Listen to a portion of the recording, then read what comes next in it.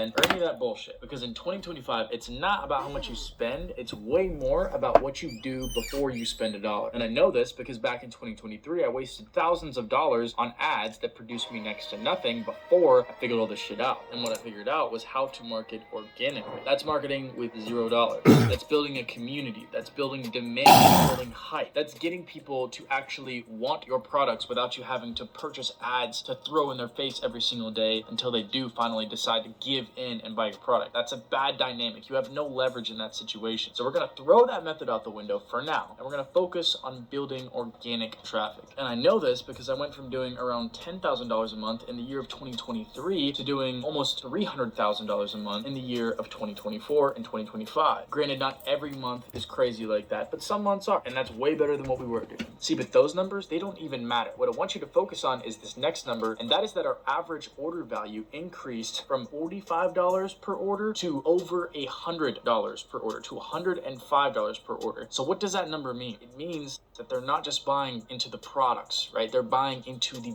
brand, into the community, into the energy that we emit, into the entity that we have created with Tamed Psychotic, right? That's why our order value jumped so much. And if 10 people place orders for $40, yeah, maybe you've made $400. But if 10 people place an order for $100, how much have you made? You made $1,000. That's more than double. And that's why our revenue has increased so much, because we organically market our products way more effectively. So real quick, I'm going to tell you the exact marketing strategy that we use to sell clothes, right? It's a method I like to call the THCPP method. That sounds kind of funny, and I've gone over this before, but what that means is essentially first, we take some time to tease our products. This creates a curiosity gap. It gets people interested. The next step is H. What is H? H is hype. Hype is essentially where we bring energy, excitement, and attention to the products that we've been teasing, right? This gets them interested. They're like, finally, yeah, this is sick, right? I've been wondering what you guys were going to drop. Now I'm seeing it and I like it. That's where the excitement and attention comes in, right? The third in the acronym is the C, THC. What does C stand for? C stands for collect, right? This is where we collect data on our audience, on our potential customers, where we collect our customers' phone numbers, where we collect our customers' emails. Why? So that we can communicate to them when our products will be available, so that they have a direct link from their text message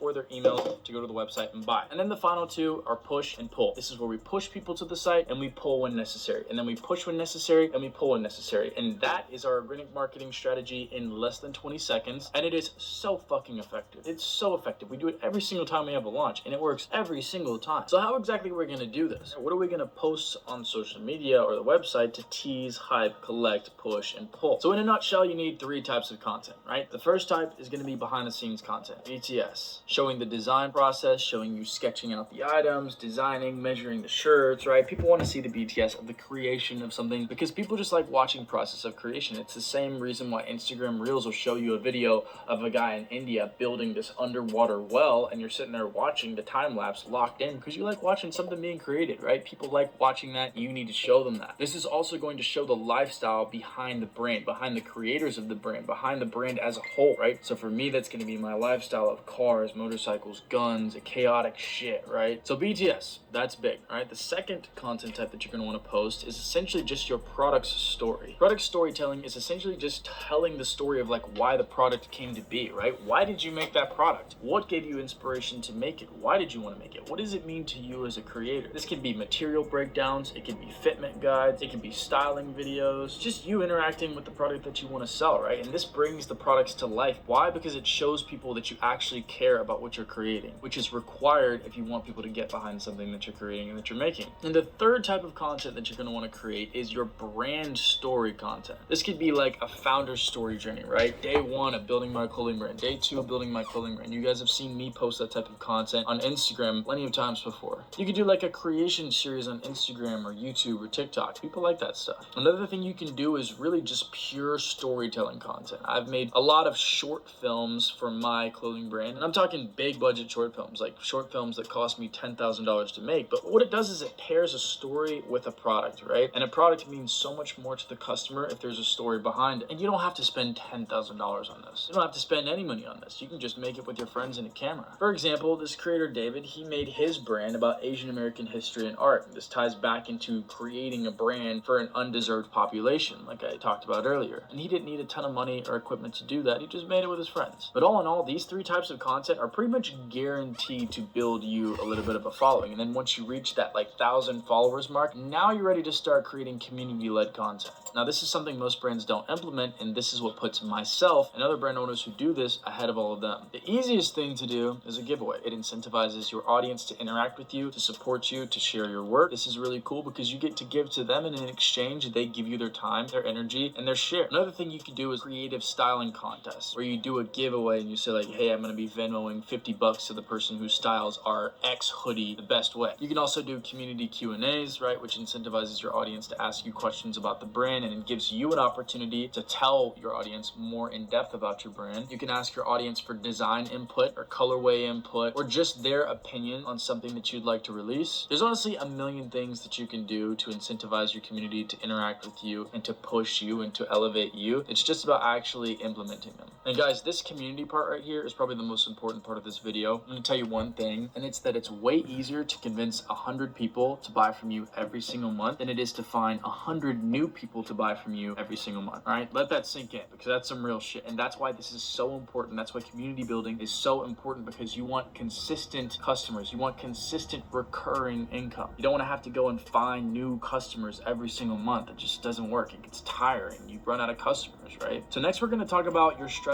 in terms of content, where you're going to post it. So we're primarily going to be focusing on Instagram and TikTok. You can also use YouTube, but YouTube is more so for brands that are operated by a creator founder that want to tell a story from a founder's perspective of creating the brand. But for most of you guys, Instagram and TikTok is going to be your bread and butter. And if you want your clothing brand to take off, you need to be consistently posting on these two platforms right here. For Instagram, you're going to want to post a lot of Reels. Reels is currently the best method of getting reach on social media. Reels is the best way to go viral right now. It's better than TikTok, better than YouTube. It's better than hard posts. It's better than slideshows. Reels is the shit. So you need to be posting Reels at least once a day. You could post twice a day. You could post 3 times a week. Just post as much as you can. You're also going to want to be posting photo slides and stories that accentuate the Reels, that kind of pair with it, that have the same vibe, the same feel, the same look. And you can get creative with that. You can do modeled photos, lay flat photos. There's a million things you can do to get creative with it. Now, for TikTok, TikTok's your shit post app. TikTok's where you document the whole thing. You show your customers packaging. You show your customers what you're making. You show your customers your samples. You just show everything. You spam TikTok. You talk about your products. Just use it as kind of like a vlogging tool. Just showing the whole process, every step of the way of building your brand. Right? And that gets people behind it. It helps your customers and your community consistently see you working and you building it, right? And that's helpful. But one thing real quick that I want to reiterate again in the midst of all this content strategy talk is that consistency will always beat creativity. If you get really, really creative and put a lot of effort into one video and post that one video once a week, you are going to be beaten by the guy that puts a little bit less effort into his videos and posts every single day. That's how it is starting out, right? Because starting out, you don't have a ton of proof of concept. Instagram and TikTok don't know that you make cool clothes and that you make cool content. So you need to force them to by giving the algorithm more chances to push your content to other people and more chances for other people to make your content go viral than the guy next to you that's competing with you with his brand. But organic marketing,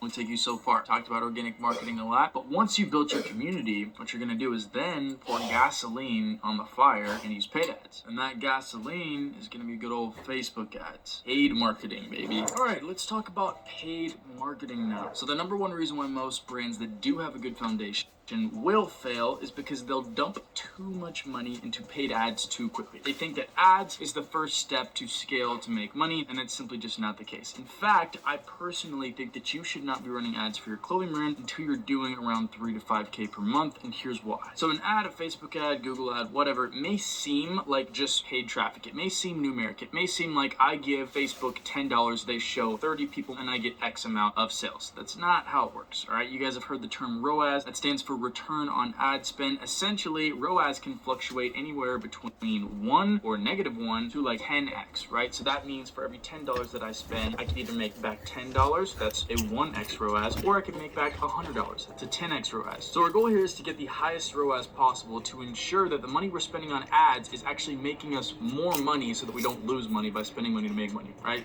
it gets complicated, but stick with me, right? So how do we know if we have a good ad? We know by looking at the ROAS, and if the ROAS is high, then we know we have a high performing ad. And what is that ROAS? It's proof of concept, essentially, that the ad is good. And a lot of people understand that. So what they'll do is they'll dump a bunch of money into an ad and see if it has a good ROAS, when in reality, they're doing this the wrong way and they're wasting money that they shouldn't be spent. What they should do instead is post the ad creative organically, see how it performs organically without dumping any money into it, and then just pick the concepts that perform the best organically, that have proof of concept to push with ads. It's honestly really simple. A lot of people do not understand this, but literally I'm going to paint it black and white. You post on social media, the post does good or the post does bad. If the post does bad, you shouldn't spend money on it. If the post does good, it has potential to perform well if you spend money on it. That's it. Now, once you know that the piece of content is a well-performing piece of content, you need to figure out if it makes sales. So you're going to be posting that kind of content frequently, and then you're going to gauge how much your sales increase or decrease by posting that piece of content. And now you know, okay, this piece of content gets me more sales, therefore it is valid to put into my ad deck. Therefore, it's valid to spend money on for ads. So now that we've got that covered, let's talk about what ads you should be posting once you have proof of concept from an ad creative. Where should you be posting? What ads should you be using? Well, after working with clothing brands for years and years, there is a very, very clear winner, and it's Facebook ad, Meta ad. You heard this for years, they've been ripping for years, and they're gonna rip for years, because right now, Meta and Google are the biggest advertising platforms that there are. Not only are they the biggest platforms you can use, they're easy to learn, they're easy to set up. The AI pixel just does the work for you, essentially. You don't need a crazy budget to start with Facebook ads, and it's a creative-driven platform for selling clothes, whereas with Google, placement is the primary incentive, right? If you place an ad at the top, people will click on it. That's not how Facebook ads work. Meta ads work differently. It's about making a good ad creative. If you make a good ad creative, they will push it to more people. Point blank, period. And honestly, Facebook ads could be an entire video in and of itself. I'll probably post one later on down the line. But for now, I want to focus on what ad creatives we're using, what photos and videos we're going to be using for ads, because this is the most important for you right now. So your ad creative, the photo or video that you post in the ad, is the most important thing to focus on and will dictate how well the ad performs. It's not going to be dictated by the algorithms of Facebook and Instagram. It's dictated by how good your ad creative is. And that is the end of story. And that's for a few reasons. Reason number one is because it's the creative that stops the scroll when people are scrolling through social media. They scroll, they see yours, and they scroll because it's cool to look at. It's creative, it's enjoyable, it's consumable. Number two is because Meta uses the ad creative to target people they think will be interested in your product, right? They have no way of knowing who to target it to outside of distributing it to a bunch of people, seeing who likes it, and then pushing it to more of those kinds of people, right? That's why the creative is so important. And outside of that, across the board, Meta wants to keep their content high quality, so they're going to reward people who produce high quality content that they have to show their audience, right? It's the same as with influencers, right? Influencers don't want to show their audience shitty clothes for a little bit of money. They want to show their audience cool clothes that the audience is really going to like, so that the audience continues to trust them, right? It's the same thing with ads. So essentially, you're going to want to launch 3 to 5 different creatives, just different formats, right? It could be story format, it could be feed format, it could be a video format, it could be a launch format. You can do a ton of different things. I'll go over this more in depth in a separate video, but just understand it's very simple. It's not hard to use. Make a good creative. Don't pour ad spend into Facebook ads too quickly. Test your creatives organically first. Once you're making money, you know that your creatives are making you money. Now you're ready to spend money on ad spend. Go slow at first, like I said, 3 to 5 creatives, and then swap them out as you begin testing them, right? It's all a testing game. Keep an eye on the ball and then switching things when necessary. And real quick, to help you understand how to spend money on the ads, it's not that hard to understand. Essentially, the goal is to spend the most money on the best performing ad. How do you know it's the best performing ad? You essentially just wait until every ad creative in your site gets 750 to 1,000 views, and then gauge which one's doing the best, making the most sales, and then just move your ad spend to that ad, right? And then discard the ad that's not making any sales. Because if you're paying for 1,000 views on X piece of content and that gets 3 sales, and you're paying for 1,000 views on Y piece of content and that gets 10 sales, what are you going to want to put more of your money into? This one. So you're going to turn this one off and only pour money into this one because this is a winning creative. This is how you know the ad performs well. This is going to make you the most money. And that is exactly how I've used ads in the past, how I've helped other brands use ads, and how your favorite brand owners are continuing to use them today. Now,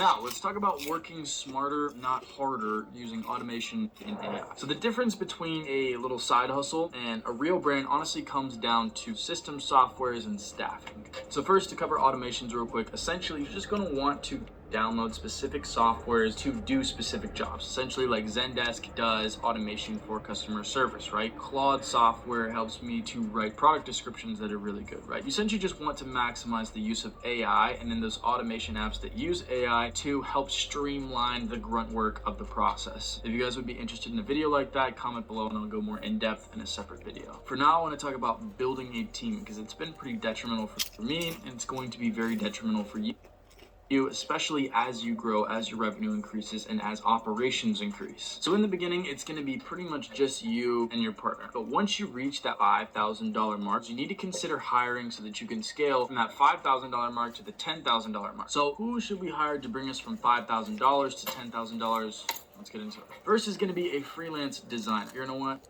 to commission a designer because they're going to help you produce more products to sell, which is going to help you sell more frequently, which is going to help you make more money. More SKUs available to your audience equals more money. A SKU is essentially just an item that they can buy. And not only are they going to be creating and designing garments and shirts and graphics and products for your brand for you to sell, they're also going to need to design ad creatives for you, websites for you, things like that. Pretty much handle anything creative, even down to the little extras that you throw in, like stickers, posters, freebies, whatever it is. You're going to need a freelance designer 100%. I actually have 3 staffed currently. Now, the next thing you're going to need is a virtual assistant, right? You need somebody to handle customer service needs, customer communication, customer relationship management, things like that. You need somebody to handle social media comments, and you need somebody that's just going to handle like the routine admin jobs, right? Just the little tedious tasks and stuff that you shouldn't be doing as a CEO. So next, once you reach around $20,000 a month, you're going to need to make a couple of new hires, or you're going to want to at least. The first person you're going to want to hire is a social media manager. So that's somebody that's going to run your TikTok, somebody to run your Instagram, your YouTube, your emails, your newsletter, whatever it is that you are using to communicate with your audience and share your product and your brand with your audience. They can also handle influencer outreach campaigns, things like that. Next, you're going to need a marketing specialist, somebody to run your ad campaigns, your SMS campaigns, your email campaigns, things like that. And the last thing you'll need at that point is essentially an operations manager, a fulfillment manager, somebody to manage inventory and to manage fulfillment as the company grows. All right, now I want to talk about growth and planning for the future, all right? Because this is necessary for pretty much any brand owner as they grow their business. So there's 2 main goals that you need to set. You need to set 90-day goals and then 1-year goals. So I'd set 2 goals for yourself. The first goal being a 90-day goal, that's a 3-month goal, and the second goal being a 1-year goal. And setting goals for yourself is really important because once you have a goal set, you can break that down into tasks that you have to complete to get there, right? Like a to-do list essentially of everything you need to do to get to your desired goal, your desired outcome, right? So that's super important and something you guys should definitely do. Both 3 months, 6 months, and 1 year. I like to do 3 month and 1 year, but you can throw a 6-month goal in there too, because another goal can't hurt, right? And these goals don't just have to be about money, right? They can be revenue, but they can also just be like, okay, I want to have a drop by this date. I want to have a rebrand by this date. I want to drop X amount of items before this date. I want to bring on 2 new hires before this date. You can set a million different goals in your head. Or you could even do something like, oh, I want to hit this many followers on social media page by this date, right? You can set a million different goals for yourself, and these goals will really just drive you as a brand owner, as a business owner. They drive me in all of my businesses, and they've just been very, very necessary when pushing your team as well. It's great to push yourself with a goal, but it's also really, really helpful having the goal there to push your team as well. For example, a couple goals of mine are to do 4 influencer partnerships this year. I'd like to reach $2.5 million in revenue for the year by the end of 2025. I'd like to consistently release 15 product SKUs until June, and then from June to August, I'd like to release 20 per month, and then from September to December, I'd like to release 25 plus a month, right? Those are just some goals of mine for this year, just to give you kind of an idea of what goals can look like. All right, the next thing I want to talk about is your key performance indicators, right? Your KPIs. Why are KPIs important? KPIs are important because they're essentially the indicator of